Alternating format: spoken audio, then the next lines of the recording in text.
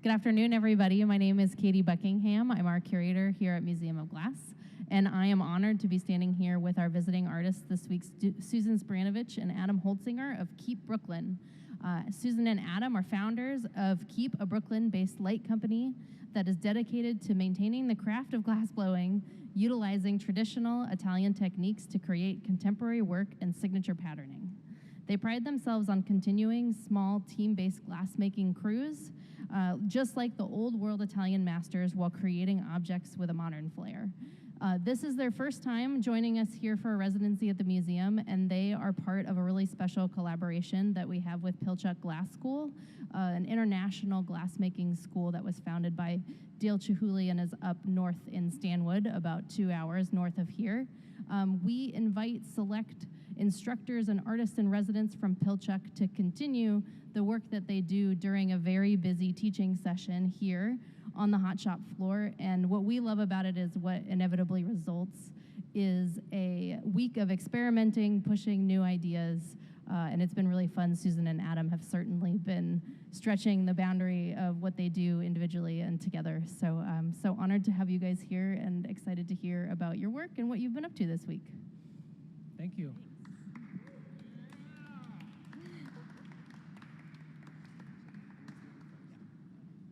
Hello. Hello. I'm Adam. I'm Susan. Can you hear me okay? Is that better? All right. Thank you very much for coming. Thanks for joining us.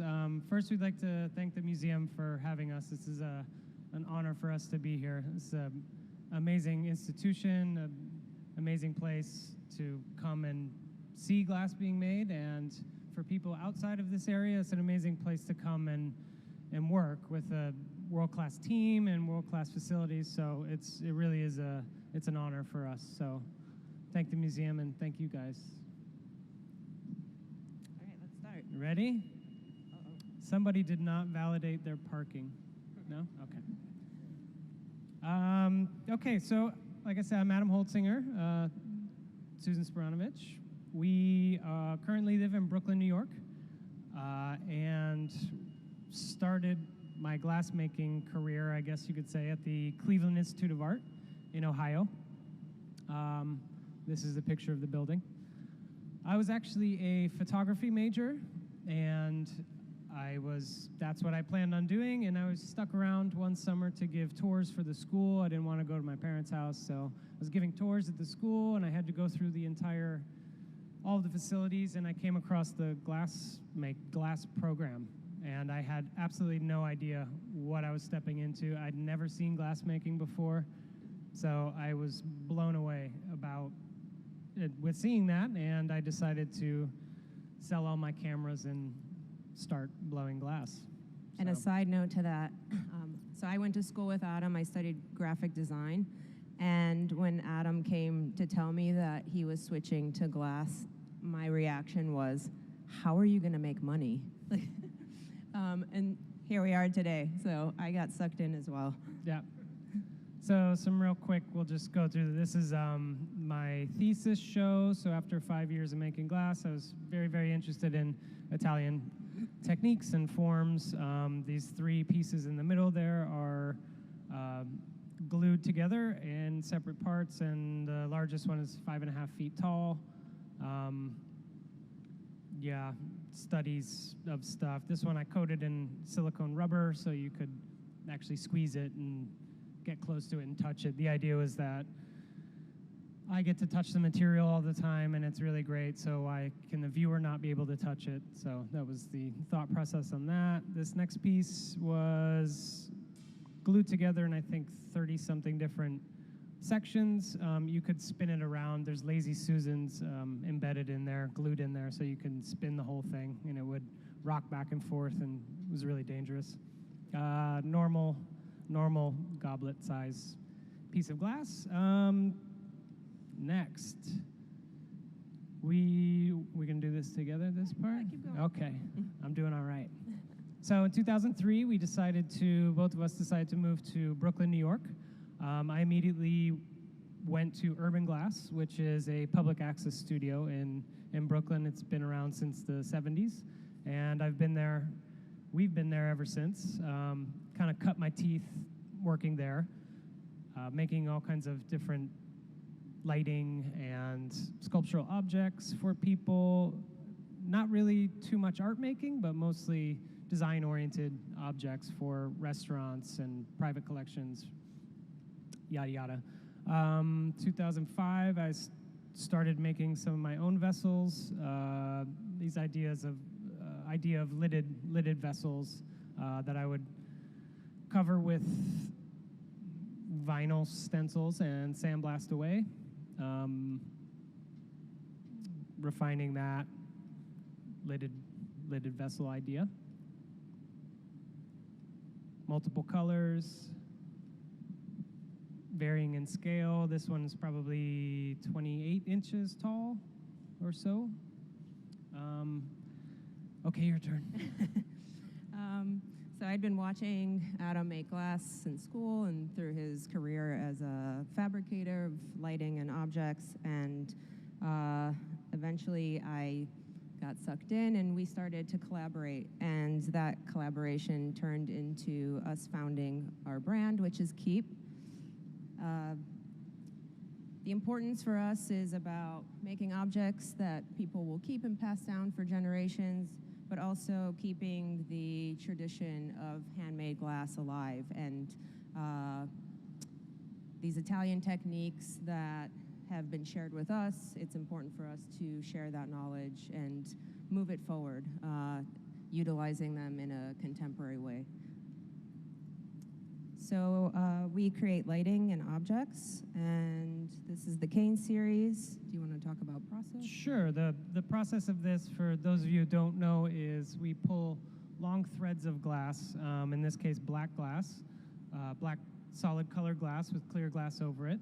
We then put those threads of glass onto a ceramic shelf and roll those threads up as a sheet, and then once everything is formed together, we manipulate the pattern and then blow the object up into its final form. So it's a very time-consuming technique, but the idea for us is to have this inside and outside look, so the pattern in the front and how it reacts with the pattern in the back. So again, this is just a little bit of process. So this is us pulling the cane, chopping the cold pieces of glass up.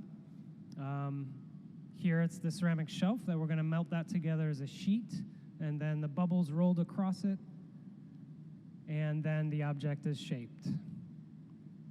In this case, it was twisted very, very tight to get a nice pattern that way. I know, it's a really handsome guy, huh?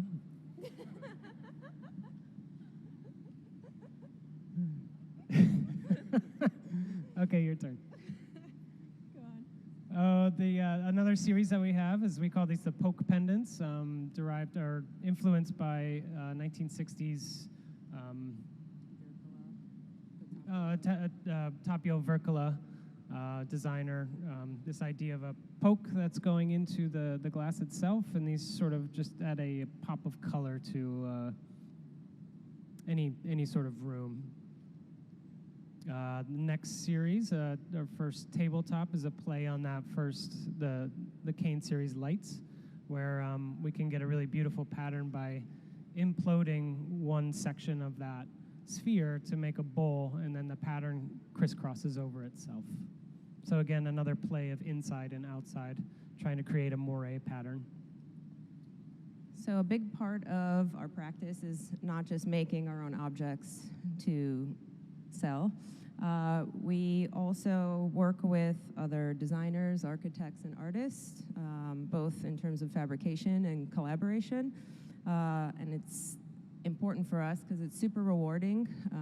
We get to try new things and learn together and sort of push the boundary of the material, rather than being insular and sort of repeating the things we know.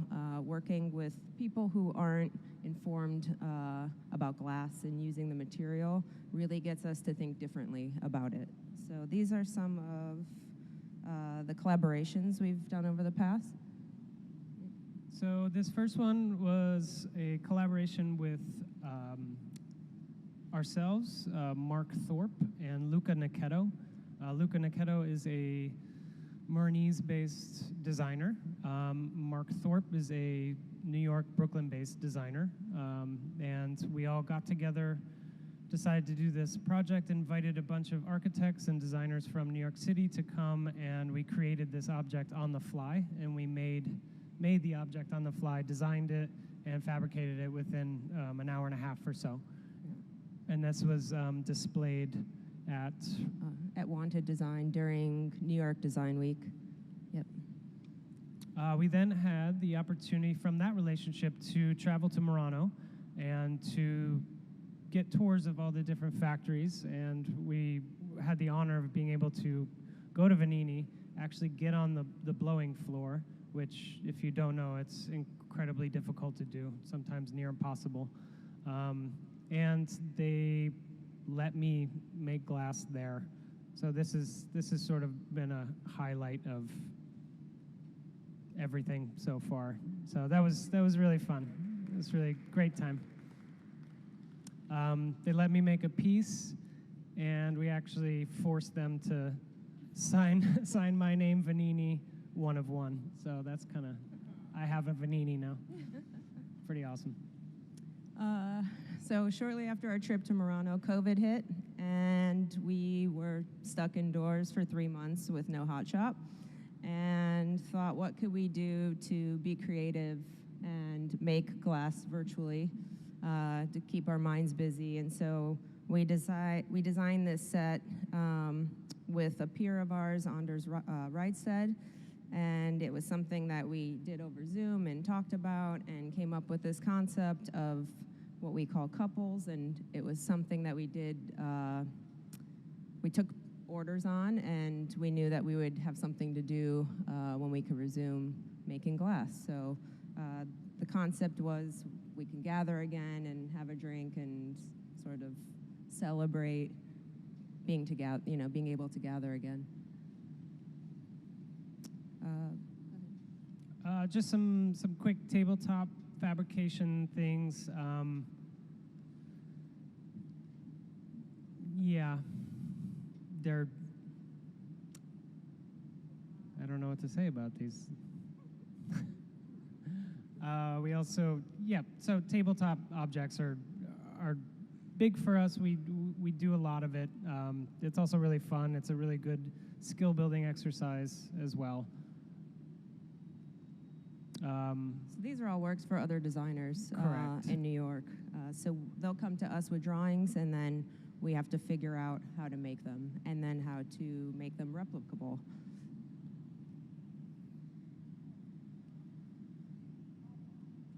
So again, this is not our personal work. These are objects that we fabricate.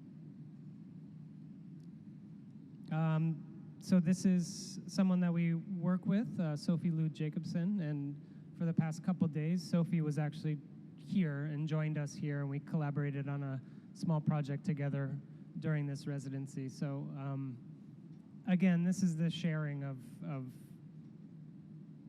our minds, really, and our enjoyment was working with her and coming up with new ideas and collaborating and doing these things has really been fruitful for us.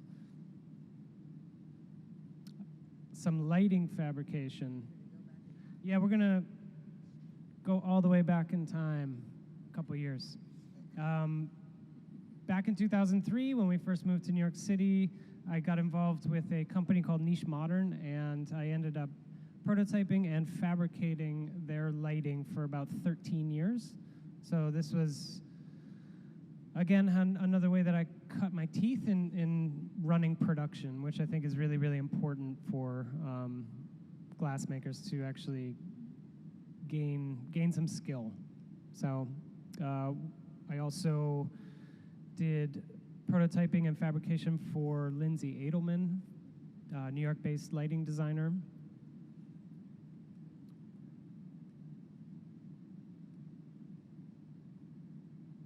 So as you can see, it's not very traditional shape making things. They're a little bit funky, so it's really, really fun to not always have to work in the round, I guess. Another client of ours is Avram Russo Studios, and this is a current client, and again, lighting, so fabricating these rather large-scale objects.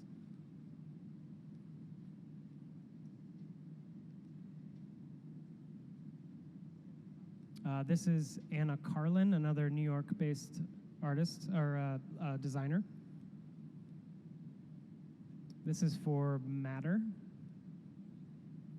private collection. This is a company called In Common With, and we are working closely with them for the last few years, making their objects, lighting pieces and sculptural lighting pieces. This is also In Common With, but it's a collaboration with Sophie Lou Jacobson. So it was kind of neat that we had these two different clients who didn't know one another, didn't know that they were working with the same glass makers, and then came to us separately and said, oh, we're going to do this collaboration. And then it was like, oh, it was one big happy family working together, which I think was a nice sort of collaboration. Yeah, and it became really quick. Everything came together quickly because we knew each other's aesthetic already and way of working. So a lot of work could get produced in a very short amount of time. So it's really great. This is the type of collaboration that we really, really enjoy. These next few pieces are just examples of other lighting pieces in public spaces. Ooh, my favorite. We were asked to do a 9 chandelier installation. This is actually directly across from Urban Glass, where the studio that we work at.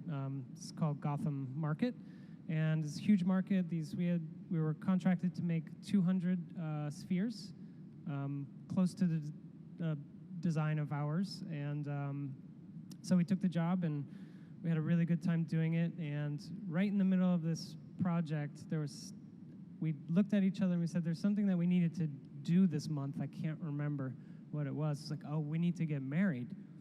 So we stopped production for a day and went and got married and continued production the next day. So these pieces are, thanks.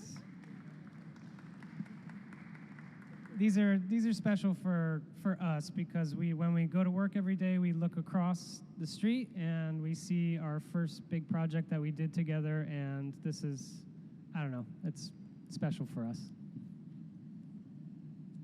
This is the most recent project we did with Stephen Hall Architects, and this was sort of interesting because, let me go back. They presented us with these drawings and these renders and had an idea of what they wanted the glass to be. And physically and functionally, it wasn't going to work. So we proposed something else, and they were open to it. And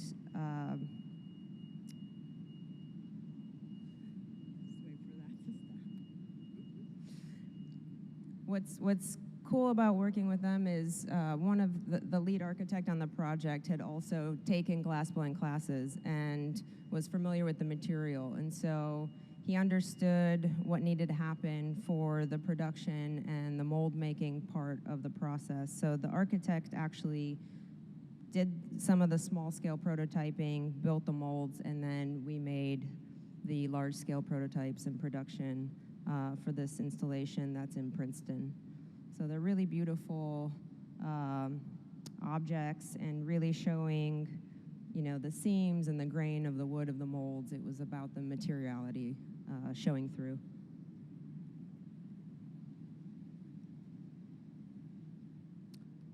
Art fabrication. So we also do fabrication for artists as well, mostly New York City-based artists currently.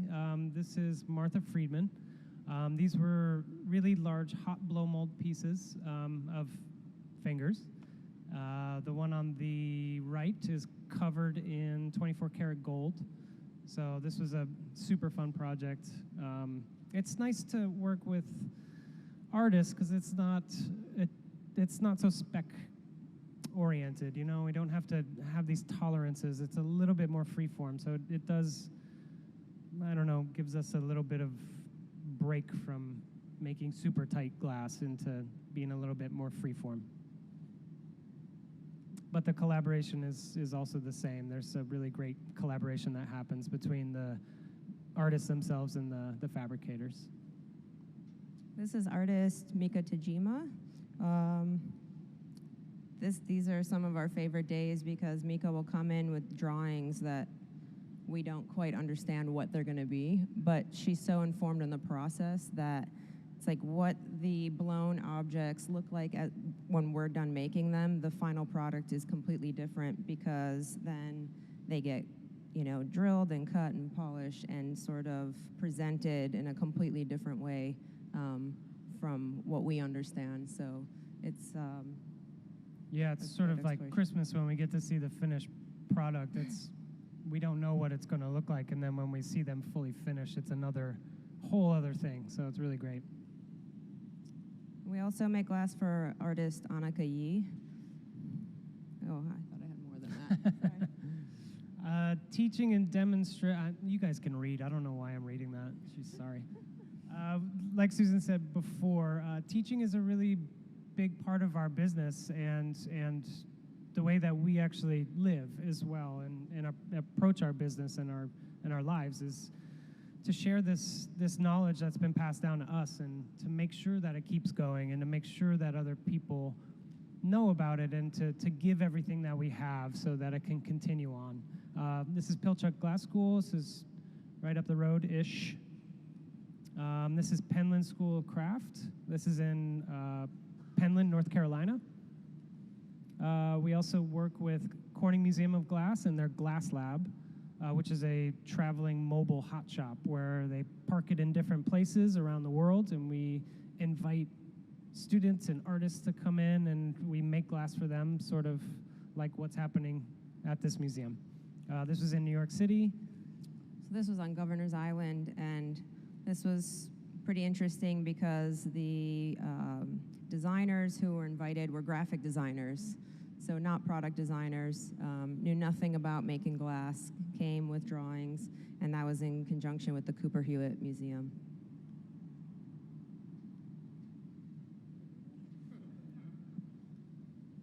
We also had the opportunity to travel to Paris with Corning, and we were right in front of the Louvre, and artists and designers from Paris. We got to work with some students from the school who'd never seen glass before, so they got to use glass.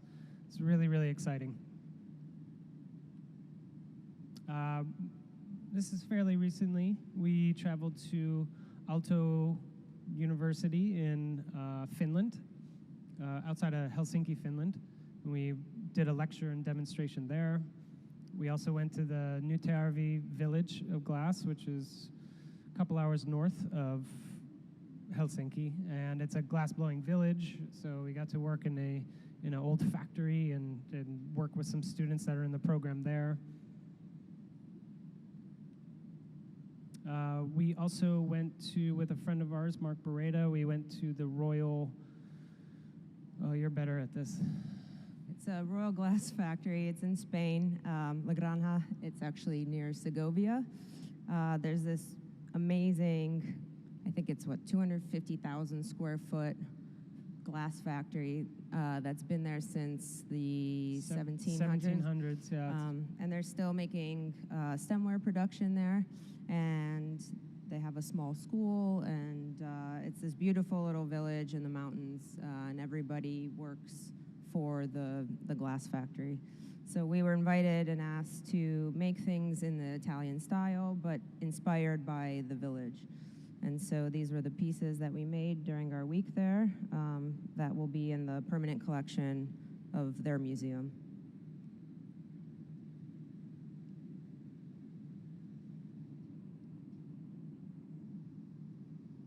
And then sort of riffing off that, we were then invited to Schloss Hollenegg Castle.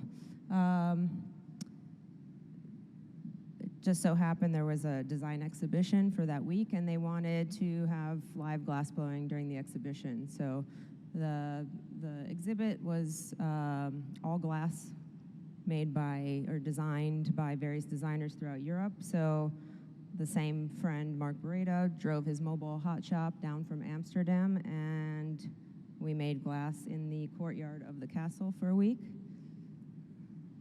Not terrible. It's kind of nice. That's it. So that is it. Thank you. Thank you.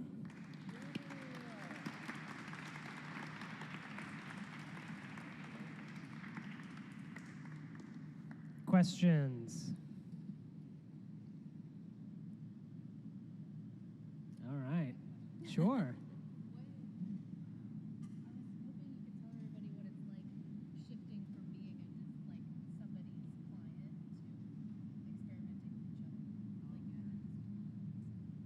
So the question is, what is it like to shift between working with clients, fabricating for clients, versus like collaborating with one another? I feel like in this particular scenario, what's that? I think it went well this week. I think this particular scenario, it was almost as if I were the client, but with knowledge of what he can do and what the team can do and what's possible. I feel like we sort of work that way together anyhow, even with clients back in New York, having these types of conversations and working through, I don't know, problem solving. Yeah, I mean, it didn't feel any different than our day-to-day, but it was. We're still trying to process that information, I think. I mean, overall, it was really successful. I think it was super successful. I think we were able to work through a lot of designs quickly because we speak the same language, but also it felt so short and quick that it's like we had to think so quickly for the next thing. So like shorter time to process what the next thing was going to be. Yeah. Yeah. We would do it again, 5 stars.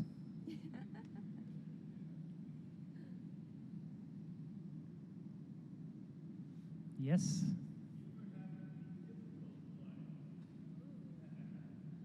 All the time.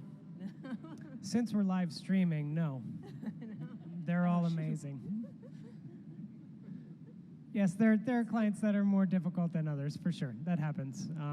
But So it's subjective. yeah, I wouldn't call it difficult.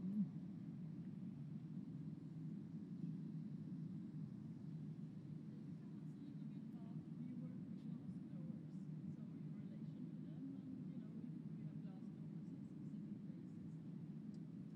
working with other glassblowers?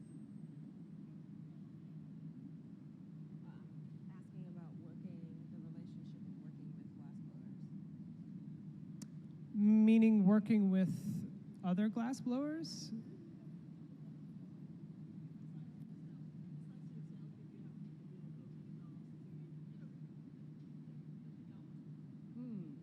Like if we help out other people?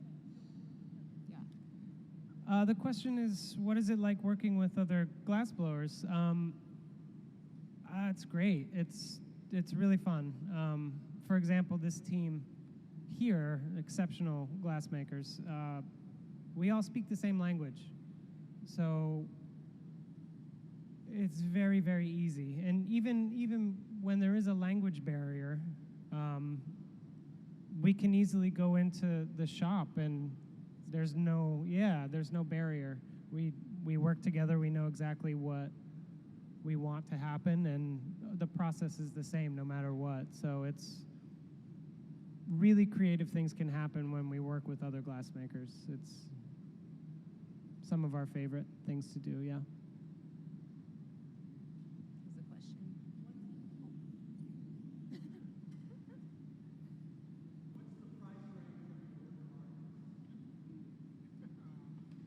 So for our production line, the small table objects start at around 700 retail, and the lighting goes up to around 3,500 retail.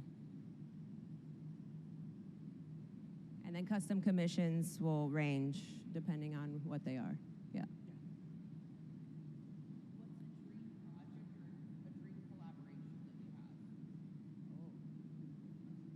Well, I would say our dream collaboration is something that we're sort of working towards, which is building our own studio together. So doing that with the help of friends in the community, and not just a studio for ourselves, but a place where artists and designers can come for residencies and also have a educational aspect of taking apprentices and sort of sharing the craft with people in the community. So it's not an object, but it's more of a That's our physical, place. Yeah, that's our next goal that we're going for currently. So the long term. Thank you.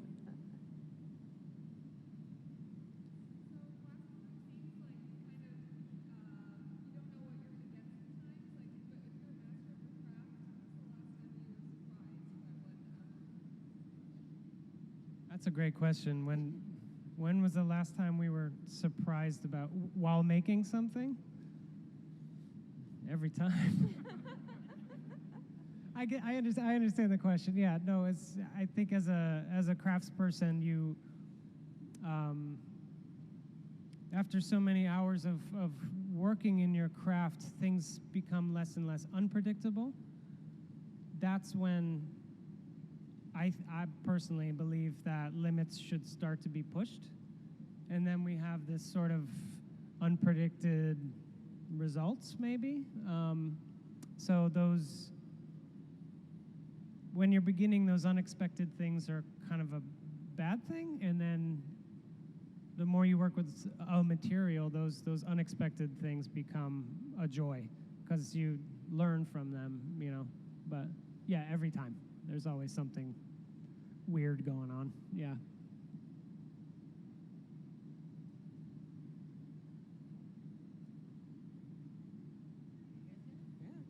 Thank you again. Thanks for coming out.